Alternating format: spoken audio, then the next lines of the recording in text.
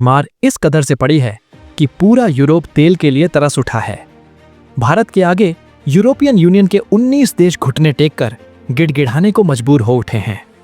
भारत के सामने माफी और लगातार भारत के पक्ष में बातें भी करना शुरू कर चुके हैं। अब दुनिया भर को भारत ने वो आईना दिखाया है जिसका इंतजार यूरोपियन यूनियन को अब तक शायद बेसब्री से ना रहा होगा। लेकिन सुनी सड़कें, खड़ी गाड़ियां, वीरान पेट्रोल पंप, यूरोप में ऐसा हाहाकार मचा है जैसी तस्वीर यूरोप ने आज से कई दशकों पहले देखी थी। लेकिन यह कोई जंग नहीं है, यह बल्कि भारत से भिड़ने का यूरोप के लिए एक बड़ा सबक है। वह नतीजा है जो अब यूरोप पूरा भुगतने को मजबूर हो उठा है। भारत ने एक के बाद एक ऐसे एक्शन लिए हैं जिससे पूरा यूरोपियन तिलमिला उठा है, और इसके साथ ही अभी भी भारत की तरफ से लिए जा रहे एक्शन थमने का नाम नहीं ले रहे हैं। भारत ने कहा है यह तो अभी शुरुआत है, इसका खामियाजा अभी यूरोपियन यूनियन के लिए और भी ज्यादा भयावह होने जा रहा है, क्योंकि भारत ने एक के बाद एक और 3 बड़े एक्शन भी यहाँ पर लिए हैं। और अब इन एक्शन की वजह से महज 48 घंटों के भीतर यूरोप की चकाचौंध थम सी गई है।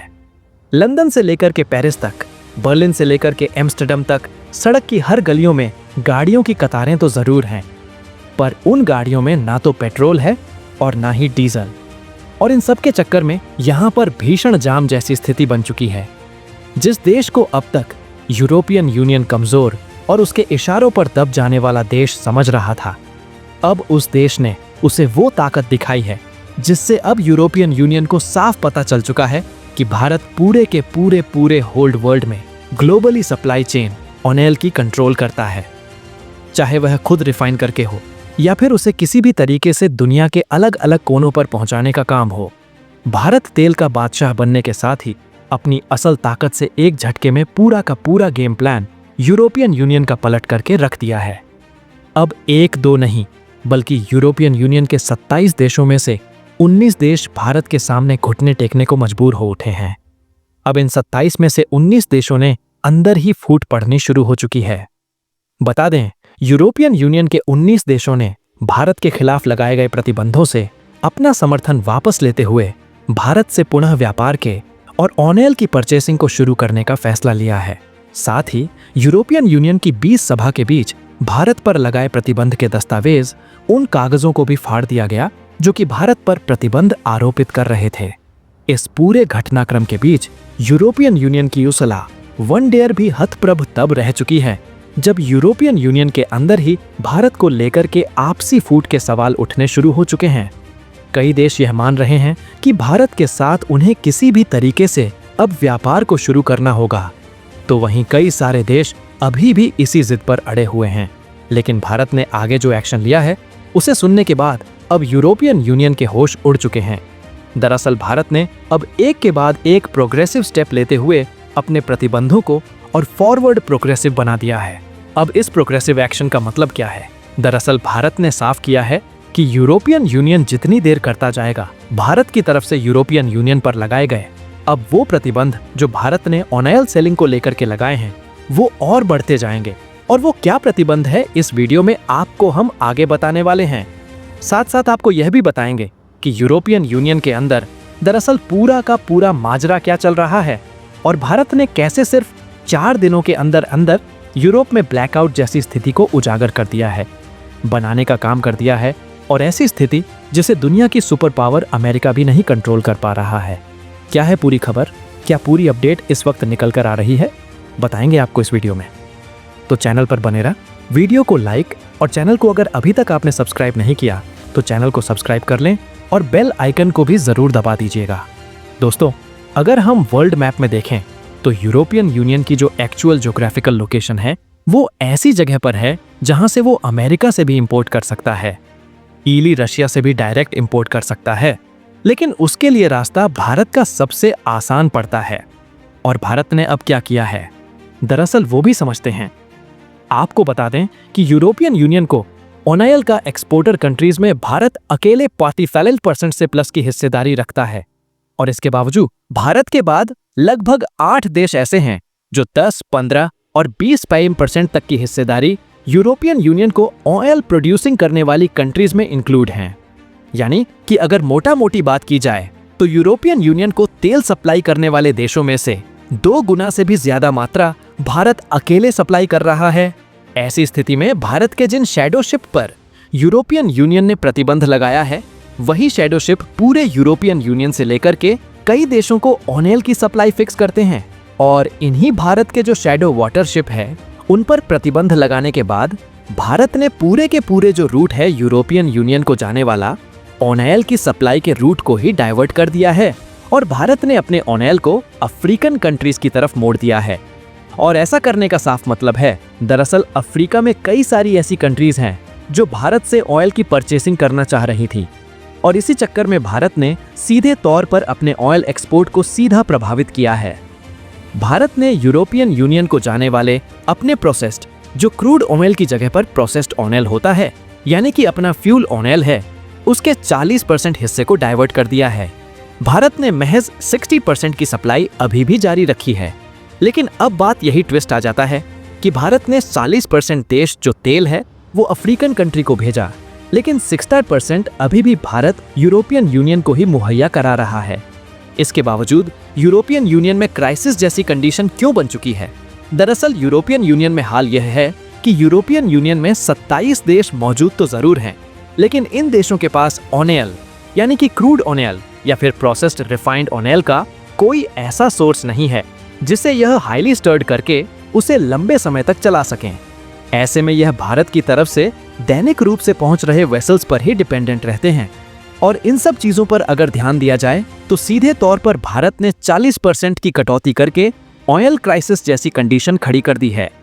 हालांकि आप खुद सोचिए कि भारत ने अभी सिर्फ 40% तेल ही भेजना कम किया है, तब यूरोप का यह हाल है।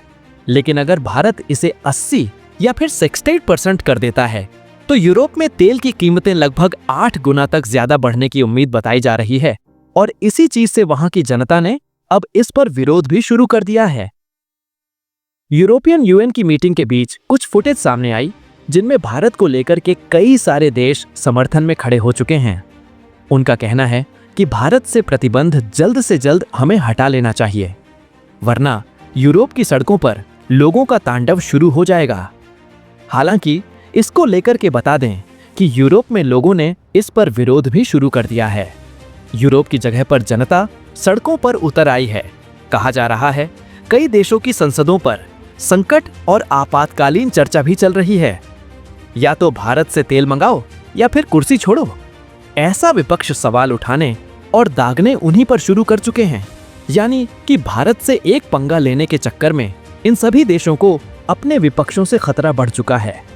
और अब इस पूरे घटनाक्रम के बीच में भारत ने यह भी कहा है कि यूरोपियन यूनियन भारत पर जितनी देर इन प्रतिबंधों का हटाने में पूरा का पूरा यूरोपियन यूनियन लगाएगा, भारत की तरफ से जा रहे ऑयल की सप्लाई और ज्यादा कट की जाती रहेगी। यानी कि जो अभी 40% पर है वह धीरे धीरे 45, 50, 60 और यह आगे भी बढ़ती जाएगी। अब तक यूरोपियन यूनियन को यह लग रहा था कि अगर वह भारत के ऊपर प्रतिबंध लगाएंगे तो भारत जिस कीमत में उन्हें ऑयल प्रोड्यूस कर रहा है उससे भी सस्ती कीमत में भारत उन्हें ऑयल की सप्लाई करेगा। लेकिन भारत ने दिखा दिया कि अगर ऐसा किया जाता है तो भारत ऑयल की सप्लाई को कंट्रोल करके वही कीमत को और ज्यादा करने जा रहा है। साथ ही भारत ने यह भी साफ कर दिया है कि अगर यूरोपियन यूनियन भारत से प्रतिबंध हटाने में देरी करता है तो सीधे तौर पर भारत अब ऑयल की कीमतों को प्रति हफ्ते 10% तक का इजाफा करता जाएगा। अब आप यह सोच रहे होंगे, क्या यूरोपियन यूनियन भारत के ऊपर डिपेंड इतना ज्यादा है? तो इसका जवाब है जी हाँ, बिल्कुल, इससे भी कहीं ज्यादा जितना आप सोच रहे हैं। दरअसल यूरोपियन यूनियन की सबसे ज्यादा एनर्जी की जो कंजम्पशन है वो 2 ही देश कंप्लीट करते हैं। एक इंडिया जो कि ऑयल के थ्रू है, दूसरा गैस के थ्रू रूस है। और यूरोपियन यूनियन की तरफ से उठाए गए कदम न सिर्फ भारत के खिलाफ थे बल्कि रूस के खिलाफ भी थे। और इसीलिए रूस ने भी ऑयल सप्लाई को कंट्रोल कर दिया है। यानी कि जो यूरोपियन यूनियन को ऑयल सप्लाई की जगह गैस सप्लाई रूस की तरफ से गैस की सप्लाई की जा रही थी, उस पर भी रूस ने कंट्रोल करते हुए यहाँ पर लिमिटेशंस कुछ लगा दी है, जिसके चलते यूरोप की चकाचौंध खत्म होती नजर आ रही है, क्योंकि वहां पर ऊर्जा के सोर्सेस कमजोर होते दिखाई दे रहे हैं।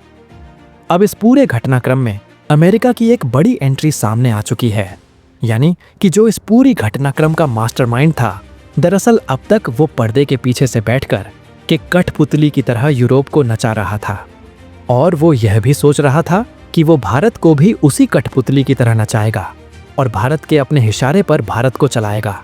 लेकिन अब यह पूरी चाल जब उल्टा पड़ चुकी है तो यूरोपियन यूनियन का एक बड़ा अहम महकमा यूनाइटेड स्टेट्स के पास पहुंच चुका है, यानी कि अमेरिका के पास पहुंच चुका है। और अब अमेरिका की तरफ से सीधे खुला बयान भी सामने आया है। शब्द बहुत कठोर है, जरा सुनिएगा। यह शब्द बोला गया है अमेरिकी राष्ट्रपति डोनाल्ड ट्रंप के एक सांसद की तरफ से, हम आपको बर्बाद कर देंगे भारत। ये शब्द किसी और के नहीं बल्कि एक सांसद के हैं जो बिल्कुल विश्वास करने लायक नहीं है।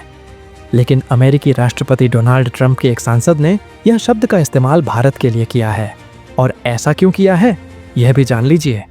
उन्होंने कहा है कि भारत अगर रूस के साथ अपने ऑयल के जो खरीदारी है उसे कम नहीं करता है तो हम भारत पर प्रतिबंध लगाकर भारत को बर्बाद कर देंगे।